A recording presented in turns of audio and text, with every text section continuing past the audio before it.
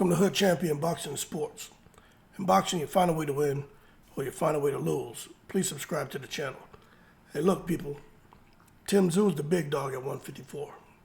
And I'm going to tell you right now, unless you've been, sleeping underneath a rock, the 147-pound division is no more. And I'm being very genuine when I say that. Spence doesn't seem to be in any shape to be fighting anytime soon. Matter of fact, he may never get back in the ring. Terrence Crawford doesn't want anything to do with 147 and fighting Jerron Ennis. So we know what direction he'll be going. Keith Thurman has been inactive. No one wants to give him credit. Give credit to Crawford if he was to fight Keith Thurman anyway. So really, when you look at 147, there's really not much there. So 154 is where it's at. Now, I'm going to just show you something real quick for those of you who are like Hood Champions taking it to the stupid. I'm going to show you why I say that. Okay, so real quick, this is 147. Okay, let's take Crawford and Spence out of here because I just think they're done there. I think they're done with 147. I really do. Ortiz, take him out of there too. So you got Ennis, Stanionis, Santillan, Rocha, Barrios, Guiasalva, Vanessian. I mean, when you just look at that, there's nothing to get excited about. But when you look at this right here, and now you throw Ortiz in here, you throw Crawford in here, you throw Spence in here. But now it gets a little bit interesting, the 154-pound division. Okay, now you know where these guys are at. That's where the money's at, so that means people are going to follow, okay? But Tszyu is the big dog, and I think we should be paying attention here to what's going on with old Timothy Tszyu. Now, for those of you who weren't aware, I'm going to share something with you that's probably going to make you see things a little bit differently. Now, we've been talking for a long time about Tszyu and Terrence Crawford and, Tszyu fighting guys at 154 and, seeing him over the last year, clip 3 opponents and just made us believers into what Tszyu can do in the ring. But what I'm going to tell you is I honestly believe Tszyu is about to set up for a huge fight in Australia. Now, there's an article that was just written. It says it's on the couriermail.com. It only gives you a portion of it because I'm not subscribing to it. They want me to pay you something. I'm not paying anything. But what it says is Tszyu is already eyeing up new dates and a new opponent after his planned Las Vegas fight in March fell through, while a project closer to home keeps him busy. Now, we're all going to interpret that a little bit differently, but the way I take it is, for what he had planned taking place here in the States, all that's falling apart, and he's going to be fighting in Australia. Why is Tszyu fighting in Australia now?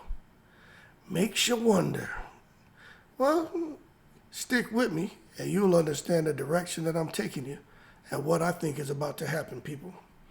Now, there was an article published 2 days ago, and what it says is he was planning to fight the first third of 2024, and how they were expecting him to be in deep training camp in Las Vegas, right? But I just read to you the clip from today, right there, that article where it says everything in March fell through, right? Now, what they were trying to do is have Tszyu be part of some of the first shows of PBC on the streaming giant Amazon in the U.S., and then have a main event, the main event taking place in Australia. Now, there were all kind of talks about Erickson Lubin getting an opportunity at Tszyu. But I don't think Lubin's going to get that opportunity. I just don't see if they're looking to make a mega fight, put it to you this way. If they're looking to make a mega fight with Tszyu, why would they put Lubin in there? It just doesn't make sense. Now, for Tszyu to come to the States, get his feet wet again, then then Lubin's a great opponent. But a mega fight at home, then you'll be talking about a Jermell Charlo. But that can't happen because Jermell Charlo was arrested on those assault charges, and who knows what his conditions are and, what all is going on with that situation, right? So maybe Jermell isn't where he needs to be mentally to go into a training camp and to be worried about if he can go to Australia and fight or not. Like Tszyu and his team, they can't roll the dice on someone who you don't know if you can depend on them to show up come fight night because of their legal issues. So Jermell Charlo's out of there. Now when it comes to Erickson Lubin, don't get me wrong, Erickson Lubin, I think he's ranked number 5 in the WBO. Matter of fact, I'll show you. I'm going to show y'all something real quick. Where is old Lubin at? Okay, so there we go. So you can see here that Lubin is ranked number 2 by the WBO. Then Josh Kelly's number 1. So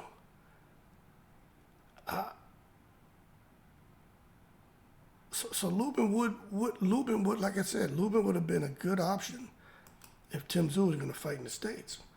But seeing that he's going to fight home, I just don't see why they would take Lubin.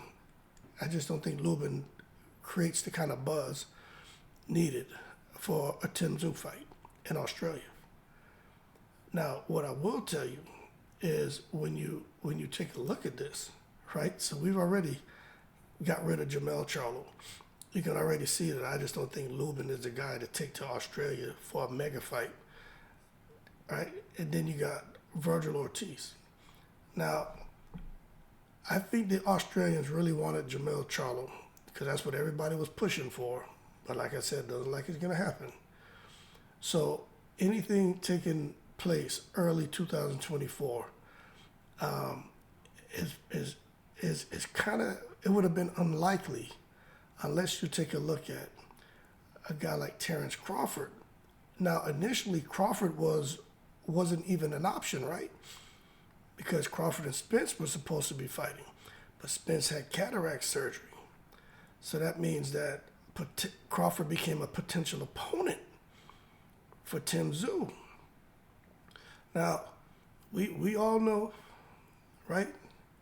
There's all kind of headlines floating around, and there's so many boxing content creators now who just throw shit to the wind. But what I will tell you is, as of right now, forget the headlines. Let's really take a look at a logical next opponent for Tszyu, right? A logical next opponent for Tszyu, in my opinion, is Terrence Crawford. Crawford wants a mega fight. Crawford wants big money. Crawford wants to be champion again, undisputed. If he can go out there and do the business at 154 against Tszyu, Crawford's in a good space. Crawford doesn't have an opponent lined up. Because it sounds like the whole thing with Earl Spence is falling apart. We know Crawford's going to stay active. So now Crawford, seeing that he's the champion, the WBO champion at 147, he can exercise that right, mandatory challenger, up one weight division or down one weight division. So he gets a direct shot at Tszyu at 154. And I just think that's the direction this is going to go. And I mean that. Now, I do think Tszyu's team probably would have preferred a Lubin fight because Lubin, in my opinion, is less risk than Terrence Crawford. But there aren't many people in the division that can help create the kind of buzz for a mega fight that Tszyu's looking for, that Crawford's looking for, really to hold in Australia outside of, Bud Crawford and his team. Now, Virgil Ortiz did come back. He did get a win. I don't think it was a good win. I don't think Ortiz looked great. If you let De La Hoya tell you, he'll tell you that Virgil Ortiz is the man. He'll beat everybody at 154. I'll tell you, before Ortiz had those issues with rhabdomyolysis, that I felt Ortiz was a threat to everybody. That's just how good Ortiz looked. But in his return, he just didn't look good to me. I'm just being honest with you. I still think Ortiz is a great fighter, but he's just missing a step. And that's what happens with inactivity and having a disease that, destroys your flesh. When you try to come back, I think it's impossible for Virgil Ortiz to ever return to form of what we knew before he got sick over the last couple of years. I just think it's impossible. So I think for Virgil Ortiz, I think it's over for him. I even think Lubin will give Ortiz the business. I'm just being honest with you. Ortiz, to me, needs a few more fights before he starts trying to get in there with someone who's really in, I'd say, peaking and looking great and very active. I think Ortiz needs to avoid those guys so he can get himself back on his feet. But, and I say that trying to be fair, because you can't spend 18 months away from the ring with health issues and then come back and expect to look stunning. Because that's why, I really think that's why that when Weeks jumped in and stopped the fight, that's why it was controversial, because I truly believe there's so much that goes on behind the scenes, but I ain't here to get into all that. But that being said, Virgil Ortiz, I understand De La Hoya says he wants to make the big fights, and Virgil Ortiz wants to immediately go into a huge showdowns, and if he can get an undisputed fight, a title shot, anything he could get, Virgil Ortiz wants it. If there's a 4-for-1 deal available like Canelo, he would go all the way up and fight Canelo. Like it's almost like he knows time's not on his side in a sense. But what I will say is this: there's a lot of fighters out there, and nobody really wanted to fight Tszyu. But now, when you look at what's going on at 154, everybody got their eye on him. I mean, hell, the IBF already took a belt from Jamel, so Jamel has 2 belts still. But again, I don't even know if Jamel's going to hold on to those belts. I think he may end up losing those too, right? So when it comes to the business, you got to throw Terrence Crawford in there. You got to throw him in there. And I truly believe that's the direction it's going to go. I think it's going to be Crawford, Tszyu. Because Virgil Ortiz, to me, he's not ready. Erickson Lubin, the fact that this whole thing about Tszyu and issues with the fight taking place in March, going back home, to me, that's a sign. That is a sign, people, that they don't want they want a big name. And the biggest name they could possibly get, the biggest fight they can possibly get, I would say is no longer Jamel Charlo. I think it's Terrence Crawford, and Terrence Crawford just happened to become available. If you look at the timeline on this, Spence has all these medical problems, right? Needs a little R&R to get better. Then all of a sudden, Tszyu fight in the States, the March date falls through. Supposed to be in Las Vegas training, all that falls through. I mean, come on now. And then all of a sudden, Terrence Crawford pops up in the gym training. Y'all saw that photo of Terrence Crawford back in the gym training? No, I don't claim to be the brightest crayon in the box. But I'm very observant, and I'm telling you right now, all signs point towards a mega fight in Australia, Crawford, Tszyu. The kind of money Crawford wants, the kind of money the Australians are willing to put up, and it's for a belt. It's everything that I would say, it's if there were 10 things Crawford wants, it's 8 of those things. Okay, and this is going to get him on his way to getting another big fight for big money, and get him a step closer to becoming undisputed in the 3rd weight division. So absolutely amazing, man. Absolutely amazing. I do think, one thing I'll tell you is I think Tszyu will fight anybody. I do. I think he will. I don't think Tim Tszyu's afraid of any of these guys. Period. You look at what he's doing to guys in the ring out there in Australia, and even what he did when he came to the States. He got knocked down, but he got up and look how the fight ended. There's Tim Tszyu he's got a lot of confidence, and he's looking to bring that heat. But I'm telling y'all right now, Terrence Crawford, Tim Tszyu, that is the fight that I think is going to happen. I had a friend hit me up and was like, hey, you need to look at this. And I just came out here, did my due diligence, typed in a few things, and I was like, holy shit. Because I knew Tim Tszyu was supposed to be fighting in the States. But it's like, whoa. Excuse me. They said a planned fight in Vegas fell through. I said, start digging a little bit more. And I said, well, let's do a process of elimination here, Virgil Ortiz just fought. No way in the world he's going to go back in the ring against Tim Tszyu. He ain't ready. Erickson, Lubin, nope. And really, there's really no one else out there. And then Terrence Crawford back in the gym. It's Crawford against Tszyu. And the sad thing is, people are going to sit there and they're going to say negative things like, oh, this is a cherry pick, Crawford easy. This is not an easy fight for Terrence Crawford. Y'all understand what I'm saying? Let me show y'all something. This is not a easy fight for Terrence Crawford. I don't care what you say. But this is what makes it interesting. If Crawford can beat Tim Tszyu, Crawford becomes a WBO champion. Now the IBF is vacant. He can go, if he wanted to unify, well, hopefully somebody here in the IBF will fight sooner than later. Maybe Erickson Lubin gets an opportunity. See, that could be what happened. There's that IBF belt that's vacant. So Lubin was the front runner for Tim Tszyu. They bump him. And I have a feeling Lubin is going to fight somebody for that vacant IBF strap. Then what you can see happen next, because Charlo has mandatories.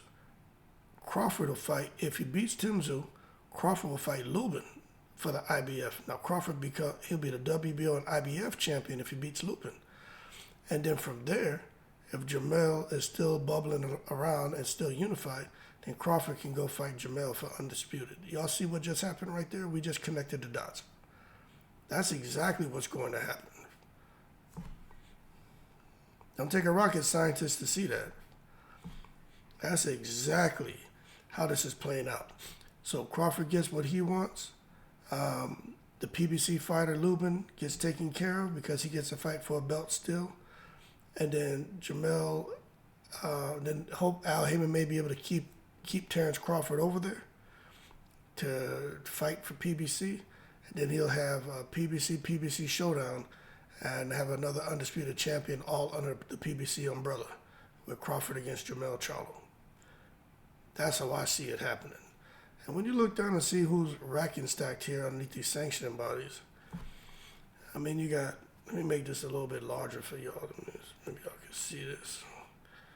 I mean, hell, you got hold on one second.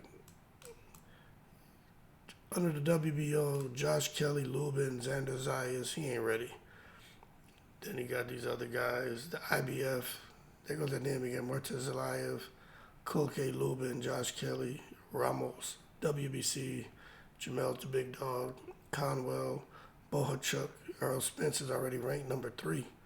But I pointed that out months ago. Lubin and the WBA, you got Madrimov, Kurbanov. When you hear them last names ending in "ov," them guys can fight. Virgil Ortiz, Lubin, James Metcalf. So, again, they got some names out there, but I'm telling you, the fight that's going to happen, based on the research I performed and what makes sense to me, I think Crawford and Tszyu are going to take place down in Australia. More to come on it. Just remember, the article that was just published says right here, Tim Tszyu is already eyeing up new dates and a new opponent after his planned Las Vegas fight in March fell through, while a project closer to home keeps him busy. Tim Tszyu about to fight Terrence Crawford. Y'all pay attention in the breeze.